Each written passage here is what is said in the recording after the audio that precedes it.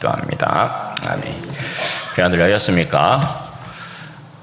오늘 유독 제가 보니까 웃음소리가 굉장히 크게 들렸어요. 명절은 명절인가 보다 이런 생각이 들던데, 우리 앞뒤 좌우로 인사할 때 당신의 웃음이 나에게 힘이 됩니다. 한번 인사하도록 하겠습니다.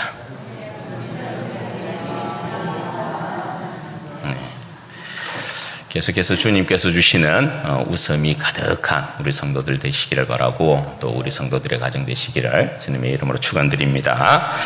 오늘은 포레스트 검프는 오늘도 달린다라는 제목으로 하나님 말씀 전하도록 하겠습니다. 여러분, 포레스트 검프라는 영화가 있습니다. 영화 속 주인공의 이름이 포레스트 검프라고 이렇게 되어 있는데요. 보신 분들도 계시지요? 아마 많은 분들이 이 영화를 보셨을 것이라고 생각하는데, 톰 행크스라는 이 배우가 포레스트 검프 역을 맡아서 주연을 맡아서 연기를 했습니다. 그 영화를 보면 이제 포레스트 검프라는 그 사람의 그냥 일대기를 쭉 이야기하고 있습니다. 좀 특이한 건 뭐냐? 이 포레스트 검프라는 이 친구가 좀 다른 친구들보다 지능이 낮습니다. 지능이 낮고, 그리고 몸이 좀 약합니다. 그래서 다리에 항상 보조기를 이렇게 차고 있었던 그런 친구였습니다. 그러다 보니까 사실 많은 이제 친구들로부터 놀림을 당하고, 많은 친구들로부터 괴롭힘을 당하는 것입니다. 그날도 포레스트 검프가 많은 이제 친구들로부터 괴롭힘을 막 당하고 있는 상황이었습니다. 그 괴롭힘을 당하는 상황 가운데서 이 친구가 어쩔 수 없이 도망을 치게 된 거죠. 그런데 도망을 치다 보니까 잘 달려지는 거예요. 달리기를 잘 하게 됩니다. 그래서 막 열심히 이렇게 도망치다 보니까 보조기가 풀어지고, 그때로부터 달리기를 엄청 잘하는 그런 친구로 변했습니다. 지능은 안 변했습니다. 그냥 달리기를 잘하는 친구로 막 변하게 된 거예요. 그때부터 이 친구가 어떤 일만 생기게 되면 괴롭힘을 당한다, 그럼 무조건 달리는 것입니다.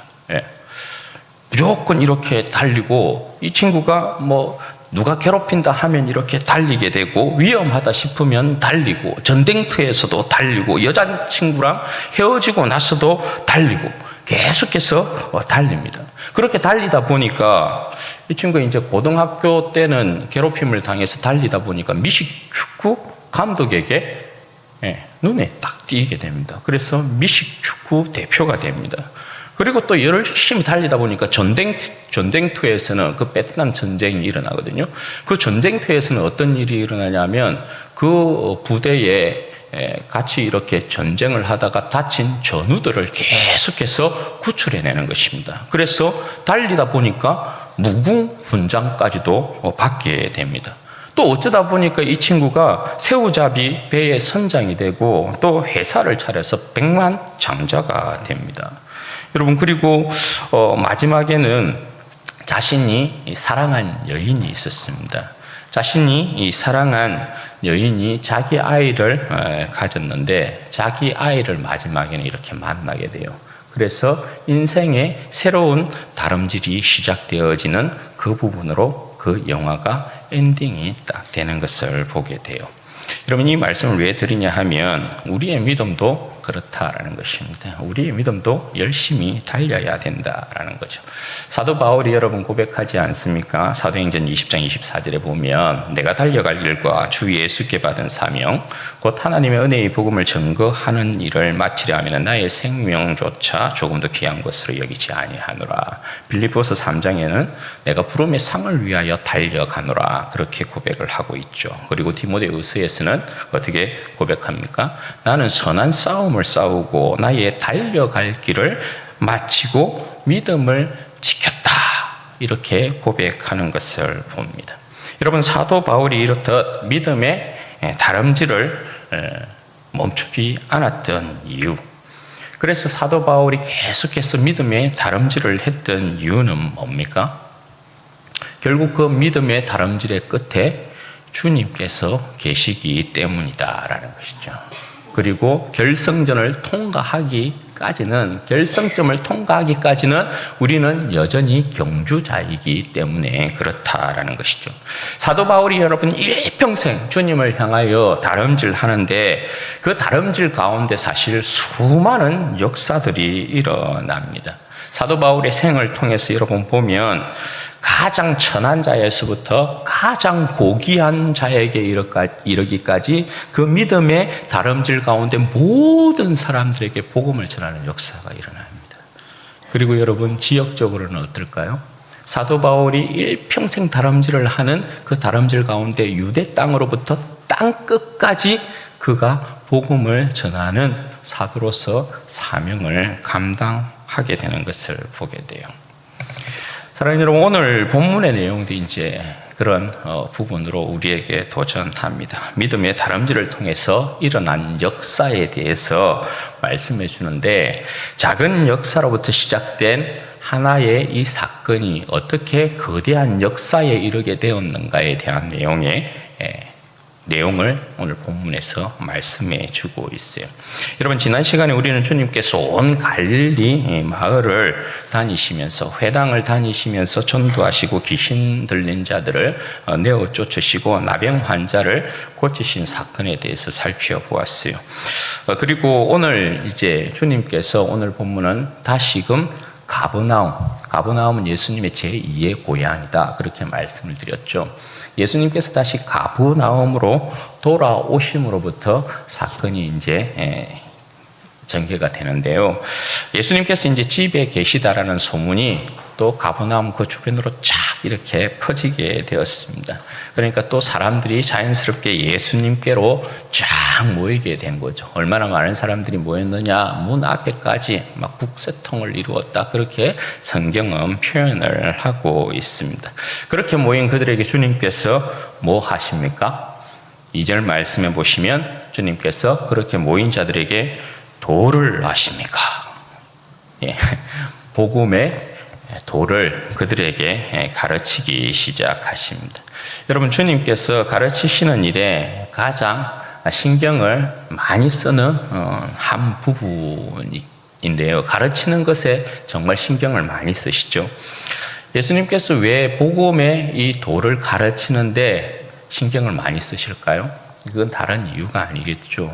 예수 그리스도를 아는 지식이 가장 고상하기 때문에 그래요. 예수 그리스도를 아는 지식이 가장 고상한 이유가 뭡니까? 여기에 진짜 생명이 있기 때문에 그런 것입니다. 그러나 여러분, 마가복음은 예수님의 가르침보다는 권세에 강조점을 둔다, 그렇게 말씀을 드렸죠. 따라서 오늘도 가르쳤다라는 말씀은 나오는데 어떤 내용을 가르쳤다에 대한 말씀은 하지 않아요. 앞서 여러분 가버나움 해당에서도 예수님께서 가르치셨다 이렇게 말씀하는데 어떤 내용을 가르치셨는지에 대한 내용은 말씀해 주지 않았어요. 여러분, 그럼에도 불구하고 가르침의 이 사역 자체는 예수님의 사역 가운데 아주 중요하게 언급이 되고 있다는 사실은 놓치면 안 됩니다. 여러분, 그렇게 주님께서 말씀을 가르치고 있는데 여기에 이제 사건 하나가 발생하게 돼요. 3절에서부터 이제 5절 말씀인데요. 어떤 사람들이 4명의 사람들에게 중풍병자 한 사람을 어깨에 이렇게 메워서 예수님께로 데리고 가는 것입니다. 그런데 여러분, 이 상황을 보시면 알겠지만 지금의 상황은 어떤 상황입니까? 문 앞까지 사람들이 꽉 그냥 들어차 있습니다. 그러니까 이 중풍병자를 주님 앞으로 데려갈 엄두가 나지 않는 것입니다. 따라서 여러분, 이들이 어떻게 합니까? 지붕으로 올라갑니다. 계단을 통해서 지붕으로 올라가고 지붕에 구멍을 이렇게 뚫어서 중풍병자를 누운 상체로 그냥 예수님께 이렇게 쫙 내리는 것입니다. 여러분, 이스라엘 백성의 이제 집 구조가 쉽게 생각하면 여러분, 우리 김성현 권사님 집 있죠? 그렇게 생각하시면 됩니다. 울타리가 없는 김성현 권사님의 집. 그래서 뭐 1층이 있고 2층이 이렇게 있는데 그 옆으로 이제 계단이 있잖아요. 계단을 통해서 2층으로 올라가게 되잖아요. 그런 형태로 되어 있다라고 보시면 됩니다. 그리고 지붕은 지금처럼 뭐 이렇게 콘크리트로 이렇게 된 게 아니고 돌 감람나무 같은 것으로 지붕에 이렇게 대를 이렇게 딱딱딱 연결을 시키고 그 위에 종려나무 같은 것을 이렇게 얹습니다. 그리고 흙으로 얇게 이렇게 덮어요. 그런 형태로 되어 있어서 지붕을 뜯어내는 게 크게 여러분 어려운 것은 아닙니다. 그런데 여러분 어쨌든 이 사람들의 행동에는 숨어 있는 내용이 있어요. 뭔가 이 사람의 행위에 숨어 있는 것이 있는데 그게 여러분 뭡니까? 첫 번째로 이 사람들의 행동에는 중풍병자에 대한 긍휼의 마음이 있었다라는 것입니다. 그것도 여러분 큰 긍휼의 마음을 가지고 있었다라는 거예요. 여러분 한번 생각해 보십시오. 웬만해서 지금 이와 같은 일을 누가 여러분 하겠습니까? 사람들이 많이 모여 있는 상황입니다. 그리고 예수님께서는 집에서 그 사람들을 가르치고 있는 중입니다. 그럼 여러분 보통 사람 같으면 웬만한 사람 같으면 좀 기다렸다가 그죠? 예수님께서 가르침을 끝내고 난 다음에 뭔가 좀 분위기가 파는 그 분위기 때 이 사람을 데리고 나가도 얼마든지 괜찮다 말입니다. 그런데 여러분 이 사람들이 어떻게 합니까? 이 4명의 사람이 예수님이 가르치는 도중인데 계단을 통해서 지붕 위로 올라갑니다. 그리고 지붕 위로 이렇게 올라가서 지붕에 구멍을 내는 것입니다. 사실 좀 올라갈 때도 좀 낑낑대고 올라가는 그런 모습이 있었겠죠. 4사람이 올라가기에 또 중풍병자를 메고 올라가기에 계단이 그렇게 넓은 구조는 아니었기 때문에 힘든 부분이 분명히 있었을 것이에요. 그렇게 올라가서 지붕에 구멍을 내는데 이거 여러분 사실 민폐 아니겠어요? 그냥 민폐라고 할 수 있는 거거든요. 그런데 그 민폐를 감수하고 있는 거예요. 그리고 그 사람을 그렇게 누운 상체 내 귀를 달았겠죠. 그래서 이렇게 예수님께로 내리고 있는 것이란 말입니다. 중풍병자가 그 4사람에게 어떤 의미의 사람인지는 잘 모르겠어요. 그런데 여러분 적어도 오늘 이 4사람의 행동을 보면 그들이 이 중풍병자를 긍휼히 여겼다. 이 중풍병자를 사랑하고 있었다. 이웃 사랑에 대한 마음을 이 4사람이 가지고 있었던 건 분명해 보인다라는 것입니다. 그리고 여러분 두 번째, 이 4사람이 가지고 있는 믿음이라는 거예요. 지금 이 4사람의 행위는 주님에 대한 믿음이 없으면요, 결단코 이러한 행동을 할 수 없다라는 것입니다. 지난 시간에 여러분 나병 환자가 주님 앞에 담대히 나온 행동에서도 나병 환자가 예수님에 대한 믿음이 없이는 절대 그럴 수 없었지 않습니까? 오늘 이 4사람의 행동 역시 주님에 대한 믿음이 없이는 절대 이러한 행동들이 불가하다라는 것입니다. 어떻게 여러분 믿음이 없는데 이 중풍병자를 예수님 앞에 이렇게 지붕을 뚫고 예수님 앞에 내려놓을 생각을 했겠습니까? 그러니까 여러분 이들의 행동은 주님 앞에 중풍병자를 내려놓기만 하면 주님께서 이 중풍병자를 고쳐줄 것이다 라는 믿음을 가지고 있었다라는 것입니다. 믿음의 확신이 아니면 이 사람들의 행동은 절대 불가한 것이에요. 이 사람들은 그러면 어째서 예수님이 이 중풍병자를 고쳐줄 것이라고 확신했을까요? 이미 그죠. 이미 가브나움에서 예수님께서 1차 전투를 치르시면서 예수님이 어떠한 분이신가를 보여주었어요. 권세자 중에 권세자이신 예수님의 모습을 저들에게 보여주었어요. 그러니까 저들이 그 예수님을 기억하고 있는 것이죠. 아니나 다를까 여러분 5절 말씀에 보시면 주님께서 중풍병자를 고치시는데요. 그 여러분 이유가 뭐라고 이야기합니까? 예수께서 저들의 뭘 보았다고요? 믿음을 보시고. 예수님께서 저들의 믿음을 보시고입니다. 4사람의 믿음을 보시고 중풍병자를 고쳐주었다. 그렇게 말씀하는 것입니다. 그러니까 이 네 사람의 믿음이 지금 일을 만들고 있는 거예요. 그런데 여러분, 이들의 믿음으로부터 시작된 이 일이 얼마나 여러분 큰 일로 연쇄적인 사건으로 일어나는가 여기를 한번 주목해 봐야 합니다. 여러분 5절에 보시면 주님께서 저들의 믿음을 보시고 중풍병자를 고치시는데요. 어떻게 말씀하십니까? 작은 자야, 내 죄사함을 받았느니라 이렇게 말씀합니다. 아니 그냥 일어나 걸어라 이러면 되잖아요. 그게 지금 맞는 거잖아요. 그런데 예수님께서 여러분 어떻게 말씀하신다고요? 아니, 뜬금없이 작은 자야, 내 죄사함을 받았느니라 이렇게 말씀하신다고요. 왜 그럴까요? 자, 여러분 생각해 보시자고요. 자, 집중. 지금 보니까 한 5사람 정도가 유체 이탈을 지금 하고 계신데, 예. 집중 하셔야 돼요. 이런 말씀을 어떻게 해석하고 우리가 아느냐에 대한 부분 굉장히 중요합니다. 제가 해석에 대한 부분을 여러분들에게 계속해서 말씀하는 이유가 그런 거예요. 해석 안 하고 그냥 첫째, 둘째, 셋째 이렇게 말씀들을 할 수 있습니다. 그러나 제가 말씀을 해석하는 이유는 성경을 알아야 되기 때문에 그래요. 중요해요. 집중하세요. 여러분 여기에 이제 상황은 어떤 상황이냐 하면 예수님께서 판을 키운단 말입니다. 일부러. 그냥 일어나 걸어가라 이렇게 해버리면 권세자이신 예수님께서 그냥 간단하게 끝낼 문제인데 작은 자의 내 죄사함을 받았느니라 이런 식으로 이야기를 하고 있단 말이에요. 그럼 여러분 지금 예수님께서 일부러 판을 키우는 느낌이죠. 판을 키웁니다. 왜 판을 키우냐 하면 이 네 사람의 믿음을 통해서 중풍병자를 데리고 인 네 사람의 믿음을 통해서 예수님께서는 자신의 권세와 자신의 영광을 드러내기를 원하고 계신다 하는 것입니다. 이 네 사람은 그냥 권세자이신 예수님을 보고 그들의 믿음을 가지고 그냥 내달린 것입니다. 그냥 주님 앞으로 달려가면 된다. 주님께서 이 사람을 분명히 고쳐주실 것이다. 주님 앞에만 내려놓자. 이렇게만 생각한 거예요. 그렇게 믿음을 가지고 내달린 것입니다. 그런데 주님께서는 이들의 믿음을 가지고 지금 그 자신이 어떤 권세와 영광을 나타내느냐, 거기에 여러분 우리가 집중해야 된다고요. 먼저 예수님께서 작은 자야 이렇게 부르고 계세요.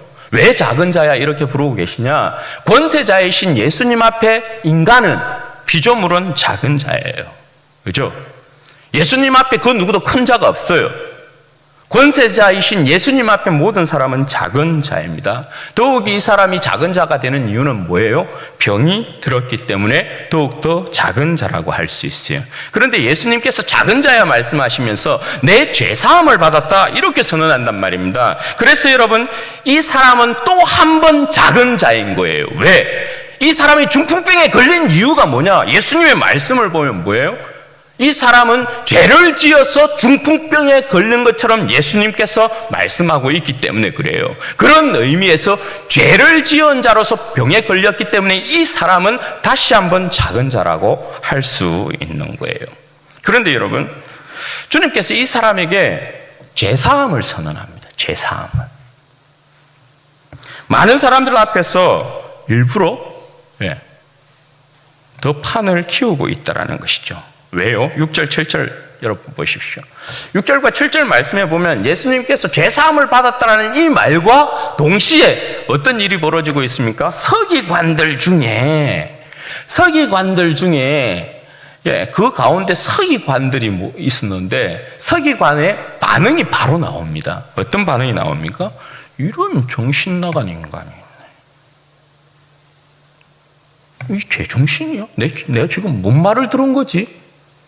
죄사함을 받았느니라. 이 완전히 신성모독하는 자이구만. 이 완전히 미친 인간이구만. 서기관이 바로 그렇게 반응을 하고 있습니다. 서기관들이 여러분 예수님에 대하여서 이 사람 제정신이 아니네, 신성모독하는 인간이구만, 이렇게 여러분 반응하는 이유가 뭡니까? 그 이유가 뭐라고 여러분 친절하게 설명이 되어 있습니까? 메시아는 제 사함의 권세가 없어요. 아시겠어요? 이스라엘 백성의 사상에 죄는 오직 성전에서 하나님 앞에만 고백하고 하나님 앞에서만 용서받아요. 메시아를 통하여서 죄사함을 절대 받지 않아요. 그런데 예수님이 그가 하나님 아들로서 메시아야. 좋다. 거기까지는 내가 양보해 줄게 100번. 서기관 입장에서. 그런데 네가 감히 죄를 사한다고? 이게 여러분 서기관들이 받아들일 수 있겠어요? 없겠어요? 이걸 절대 서기관들은 받아들일 수가 없단 말입니다. 그런데 예수님이 죄 사함을 선언했다라는 건 여러분 뭘 이야기하는 거예요?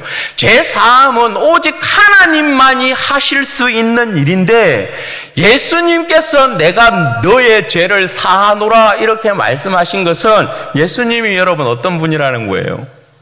예수님이 하나님이시다 이란 뜻이에요. 예수님이 하나님의 아들로서 그들의 하나님으로, 그들의 주로, 그들의 왕 중의 왕으로 오셨다. 이걸 여러분 선언하고 있는 거예요. 그런데 이 사실을 모르는, 이 사실을 알 리가 없는 서기관 입장에서는 뭐예요? 신성모독인 거죠. 신성모독. 그래서 여러분 8절 말씀해 보면 예수님께서 서기관의 이 마음을 아시고요. 권세자시니까 속마음도 이렇게 이제 깨뜨려 보는 거예요. 속에 있는 것도 다 드러납니다. 그러니까 마가복음은 예수님께서 권세자라는 걸 계속 강조하는 거예요. 속으로 그렇게만 생각하고 있었는데 이 속마음도 예수님 앞에서는, 권세자 앞에서는 감출 수 없어요. 그래서 예수님께서 그 속마음을 아시고 여러분 어떻게 해요? 8절 9절요. 너희들 한번 생각해봐라. 야, 중풍병자에게 내 제사함을 받았다라는 말과 일어나 상을 가지고 걸어가라라는 말 중에 어느 것이 더 쉽겠냐? 예수님께서 이렇게 이제 질문을 이렇게 던진 거죠. 그럼 여러분 어느 게 더 쉬워요? 어느 게? 이렇게 질문을 하면 어느 것이 더 쉽습니까? 우리한테는 일어나 상을 가지고 가라. 이게 더 어려워요. 왜? 목사가 여러분 이제 안수기도 한다고 이렇게 왔는데 중풍병자가 왔어요. 일어나 걸어가라.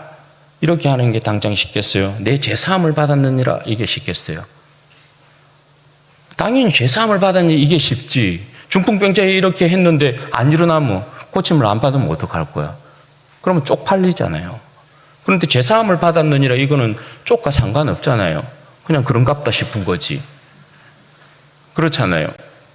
그런데 유대인에게는 반대라고요. 유대인들은 절대 그 미친 사람이라 할지라도 죄사함을 받았느니라 하고 그렇게 미친 사람으로 돌아다니면 잡아서 돌로 쳐서 죽여뿐다고요. 미친 인간도 하나님의 영역에는 침범할 수 없어요. 죄 사함을 받았다라는 이 선언은 미친 인간도 할 수 없고 오직 누구만 한다고요? 하나님만 한다고요. 중풍병자에 일어나서 내 상을 들고 걸어가라. 이거 100번이고 1000번이고 해도 괜찮아요. 그것하고 죽는 것하고는 상관없어요. 그러나 제사함을 받았느니라 이 선언을 하는 사람은 그 누구라도 반드시 돌에 맞아 죽게 되어 있어요. 신성모독이기 때문에. 이게 어디 하나님의 자리를. 그렇게 반응하는 것이 유대인이란 말입니다.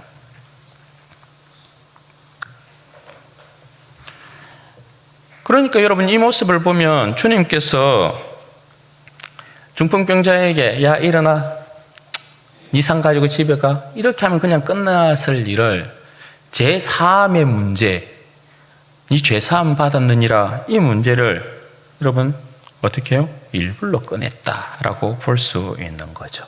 왜요? 10절에 그 이유가 나와요. 일불로 판을 키웠다. 왜? 10절에 그러나 인자가 땅에서 죄를 사하는 권세가 있는 줄을 너희로 알게 하려 하노라. 여러분 주님께서 지금 저들에게 자신의 권세를 드러내는데 아무도 할 수 없는 오직 하나님만이 할 수 있는 죄를 사하는 권세를 드러내십니다. 그러니까 여러분 예수님은 권세자 중에 권세자 아닙니까? 자기들이 지금까지도 메시아도 절대 죄를 사하는 이 일은 할 수 없다라고 생각했는데 권세자이신 예수님께 오셔서 죄를 사하는 이 권세를 그들에게 보여준단 말입니다. 그러니까 예수님은 여러분 어떤 분이에요? 권세자 중에 권세자이신 거죠. 그리고 여러분 여기에서 예수님께서 독특한 표현을 하나 사용해요. 그게 여러분 뭐예요? 인자라는 표현이에요. 여기에서 처음 예수님이 자신을 인자라고 표현해요. 인자라는 이 표현은 여러분 아시다시피 다니엘 7장에 나오는 표현이에요. 이 인자는 아버지로부터 모든 권세와 영광과 그 나라를 상속받아요. 그리고 아버지 대신 그 나라를 통치해요. 예수님이 그런 분이라는 거예요. 아버지의 모든 나라와 그 권세와 영광을 상속받는 자로서 아버지의 아들로서 그 백성의 하나님으로서 왕 중의 왕으로서 너희들에게 나타난 너희들에게 임한 권세자가 바로 나야. 이렇게 설명을 하고 있는 거예요.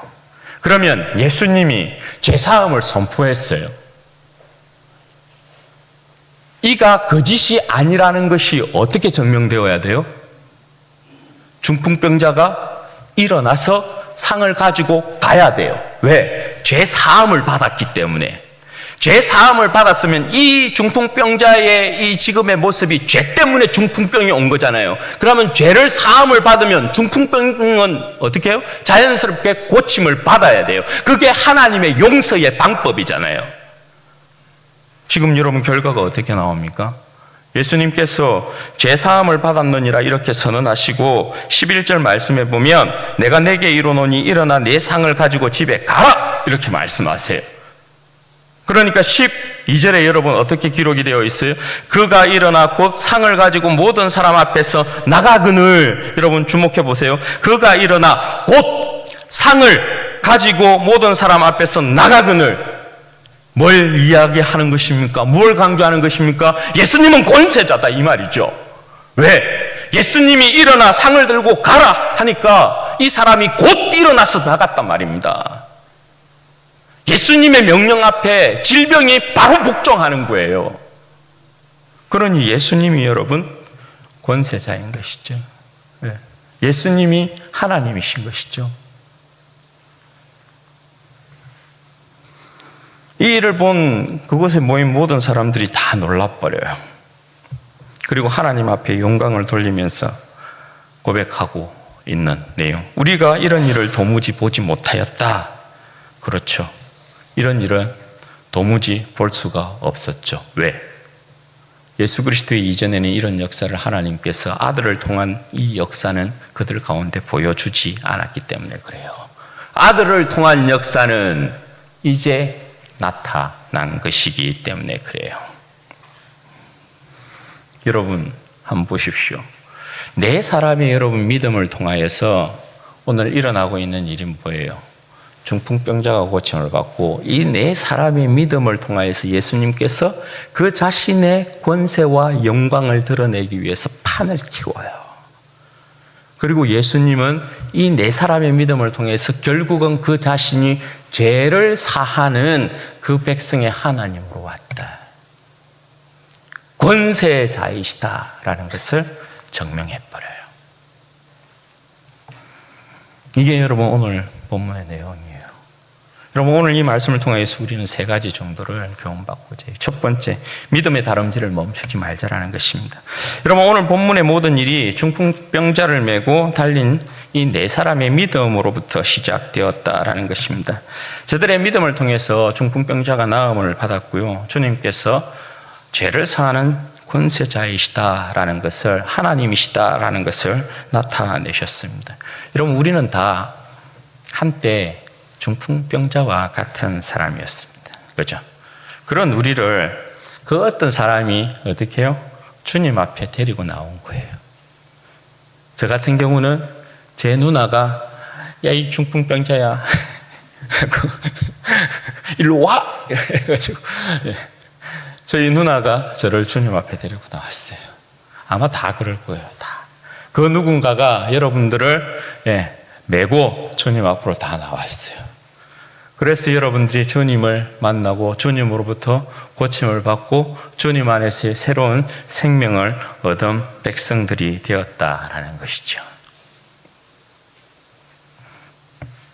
여러분, 이제 그들 안에 역사하였던 믿음이 우리 안에도 역사하고 있다는 사실. 우리가 고침을 받고 우리 안에도 우리를 메고 주님 앞으로 나아갔던 그 사람의 믿음이 우리 안에도 역사하고 있다는 사실이요. 따라서 여러분, 우리 역시 그들과 같이 믿음의 경주자가 되어야 된다는 것이죠. 달려야 합니다. 여러분, 달려야 합니다. 주님을 향하여서 달려야 합니다. 달리다 보면 우리의 믿음을 통해서 주님께서 일하시고 영광을 받으신다라는 것입니다. 그런데 여러분, 우리가 달릴 때 반드시 하나 가지고 달려야 될 것이 있습니다. 그게 여러분 뭘까요? 그게 바로 문 영혼을 긍휼히 여기는 마음과 사랑하는 마음이에요. 여러분, 우리가 주님을 향하여 달릴 때 반드시 우리의 심령 가운데 사랑을 품고 달려야 한다라는 것입니다. 여러분, 영혼을 향한 사랑을 품고 주님께 나아가야 합니다. 오늘 여러분, 중풍병자를 메고 나온 이 네 사람이 어떻게 보면 우리 신앙의 모습에 있어서 최종적인 모습이라고 할 수 있어요. 이 네 사람의 여러분 모습이 뭘 이야기해요? 가슴에는 그 형제를 불쌍히 여기고 그 형제를 긍휼히 여기고 사랑하는 마음을 가졌어요. 그죠? 그리고 한쪽으로는 그 마음을 가지고 이 사람을 메고 주님께로 나왔어요. 여러분, 우리의 신앙의 모습은 절대적으로 이 네 사람을 본받아야 돼요.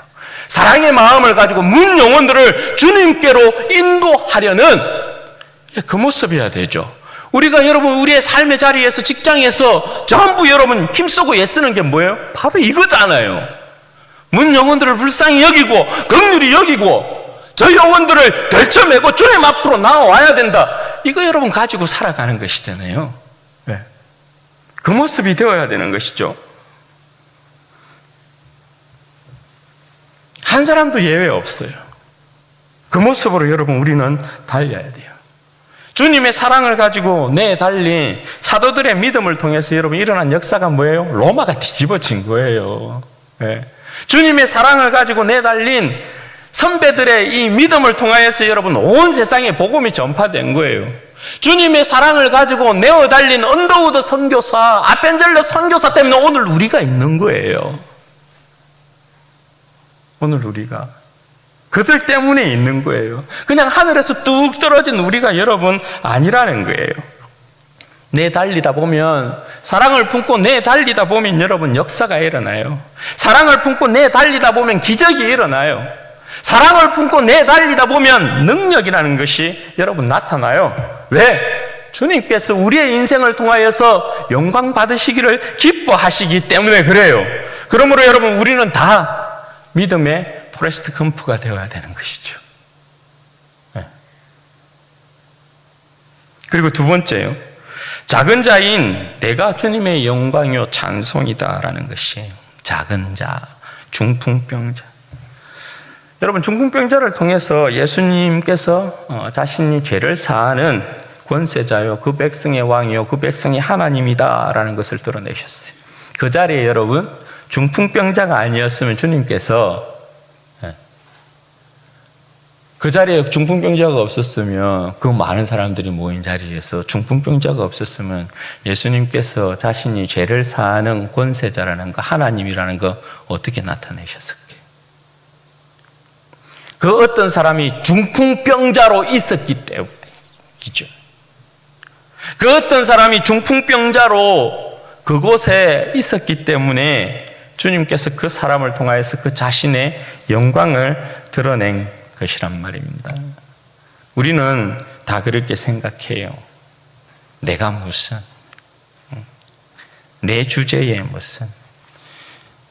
느헤미야 그 설교 때도 말씀드렸지만 사실 우리 안에는 메뚜기들이 많이 뛰어놀잖아요. 이 메뚜기가 여름 한철에만 뛰어놀면 되는데 가을에도 뛰어놀고 겨울에도 뛰어놀고 봄에도 뛰어놀고 우리 안에는 굉장한 많은 메뚜기들이 있다고요.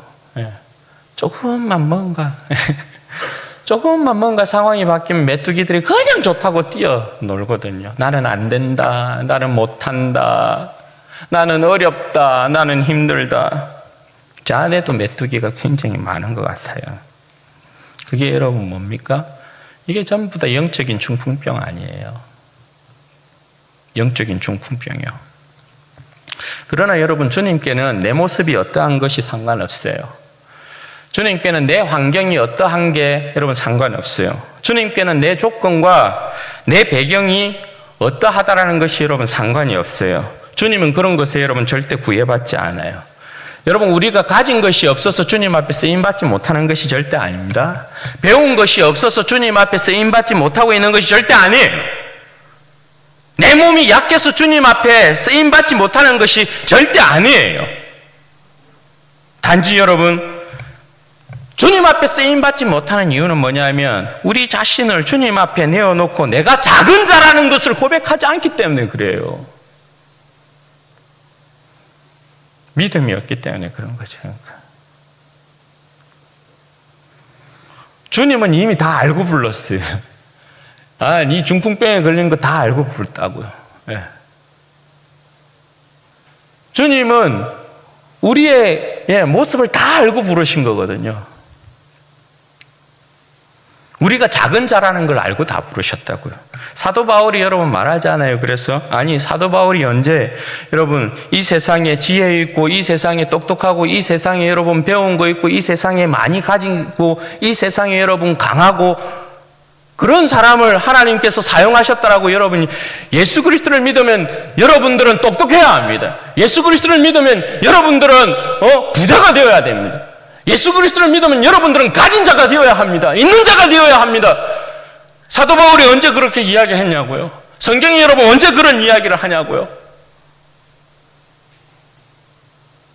주님은 미련한 것, 약한 것, 천한 것, 멸시받는 것, 없는 것을 택하사 여러분 있는 것들을 패하신다고 하시잖아요. 그러니까 중요한 건 여러분 뭐예요? 있는 모습 그대로예요. 있는 모습 그대로. 작은 자, 내 작은 자예요. 내 안에 여러분 어떤 모습으로, 나는 죄인이니까 어쨌든 주님 앞에 작은 모습 아니에요. 하나님, 저는 가진 것 없어요. 괜찮아요. 주님, 저는 배운 것 괜찮아요. 주님, 저는 건강 괜찮아요. 왜 주님이 괜찮다는데 왜 주님이 거기에서 너의 약함 가운데에서, 너의 모자람 가운데에서, 부족함 가운데서 내가 내 영광을 드러내겠다는데, 우리는 항상 주님, 제가 조금만 기다려보세요. 제가 좀 강해지면 그때 사용하세요. 예. 주님, 제가 좀 더 주님 앞에 거룩해지면 그때 주를 사용하세요. 우리 맨날 일한다고요. 맨날. 그러니까 주님께서 맨날 기다리다 지치는 게, 언제 거룩해질 낀데, 언제 부자 될 낀데, 언제 힘 있을 낀데, 계속 기다리는 거죠. 그렇다고 여러분 우리가 뭐 거룩해져요? 우리가 여러분 강해져요? 우리가 여러분 부해져요? 아니에요. 복음을 거꾸로 생각하면 안 돼요. 작은 자를 통하여서 영광 받으시는 주님이에요. 그냥 주님, 저는 작은 자입니다. 저는 주님 앞에 어린 자입니다. 주님 앞에 못난 자입니다. 교만한 자입니다. 그렇게 고백하고 주님 앞에 그 자신을 내어놓는 거예요. 그럼 여러분, 주님께서 어떻게 해요? 주가 쓰시겠다 하라. 그 말씀 한마디면 끝나는 거예요. 주가 쓰시겠다 하라. 그 말씀 한마디에 끝나요. 그럼 주님 앞에 쓰임 받는 거예요. 그리고 주님은 그 자신의 영광을 우리를 통해서 나타내는 것입니다. 그리고 여러분, 세 번째 마지막으로 제사함의 은총은 오직 주님께 있다라는 것입니다. 여러분, 일개의 대통령도 사명권이라는 것을 행사하더라고요. 우리나라 같은 경우에 얼마 전에 8.15 강복 특사 해가지고 그죠, 많은 죄수들이 사면되는 거 우리가 보잖아요. 누구를 넣고 누구를 빼고 뭐 복잡하지만 어쨌든 대통령이 가지고 있는 사면권이라는 게 있죠. 여러분, 죄수들 중에서 가장 사면에 대한 간절함을 가지고 있는 사람이 누굴까요? 사형수 아니겠어요? 사형수. 그리고 이들에게 있어서 정말 절대적으로 필요한 것이 사면이라는 것이겠죠. 사면. 그런데 여러분, 세상 권세자들이 사면권을 가지고 있어도 막 사면은 못하더라고요.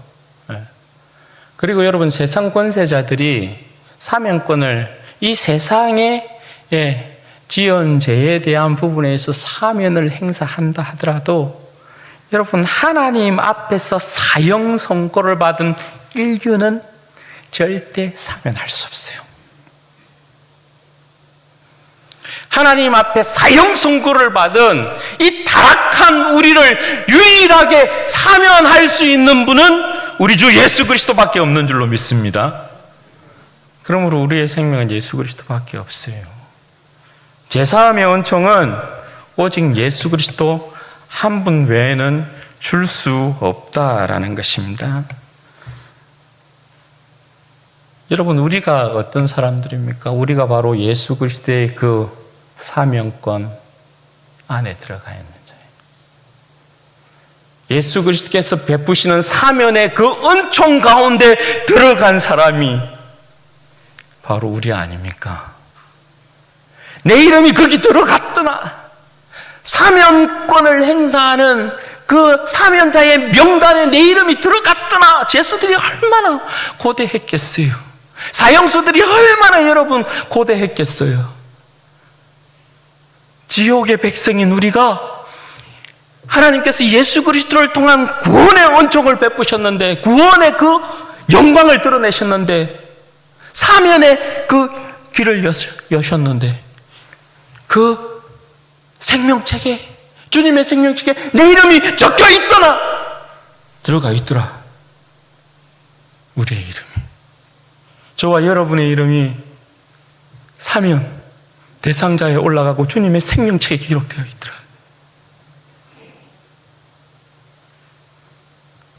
얼마나 여러분 감사합니까? 얼마나. 오직 우리의 죄를 사하는 유일한 우리 주 예수 그리스도로 말미암아 그 예수 그리스도의 은총이, 은혜가 우리 가운데 부어져서 우리가 죄 사함을 받고 하나님의 자녀가 되는 권세를 얻게 되었고 하나님의 나라를 상속받는 백성들이 되었다라는 거예요.